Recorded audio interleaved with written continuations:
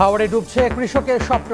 উজানের ঢলে বাঁধ ভেঙে তলিয়ে গেছে হাজার হাজার হেক্টর জমির ফসল। বাধ্য হয়ে কাঁচা ধান কেটে নিচ্ছেন দিশেহারা চাষি। সব ধ্বংস হয়ে গেছে। আমরা পানি নিচুই ধান কাটতেছি। বাচ্চা বাচ্চা লই আমরা কি করে চলি? কৃষির উপরে আমরা নির্ভর। ক্ষতি হয়েছে এই খরচা রাউরের, এটা কইবার মতন না। ডিসেম্বরের মধ্যেই কমবে চট্টগ্রামের জলাবদ্ধতা। প্রধানমন্ত্রীর নির্দেশে মেয়রের নেতৃত্বে 19 সদস্যের কমিটি। 5 দিনের মধ্যে খুলে দেওয়া হবে সব খালের বাঁধ। জলাবদ্ধতা কমিয়ে দেওয়ার জন্য 70 থেকে 80 ভাগ ইনশাল্লাহ আমরা চেষ্টা। বাকি যে 15-20% থাকবে, এটার জন্য আপনাদেরকে ডিসেম্বর পর্যন্ত একটু অপেক্ষা করতে হবে।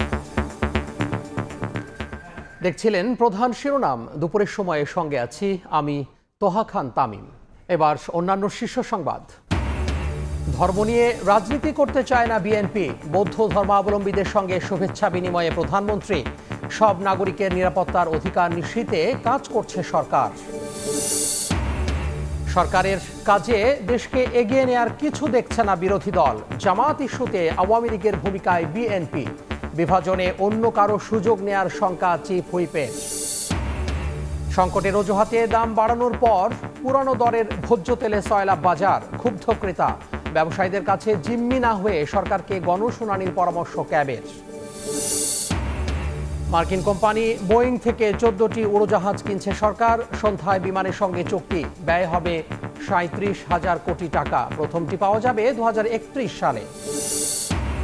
এবং একই পরিবারের 7 সদস্যের মাদক সিন্ডিকেট। অবৈধ কারবারে গড়েছে সম্পদের পাহাড়। অর্থ পাচার সহ সবার নামে একাধিক মাদকের মামলা থাকলেও অধরা চক্র।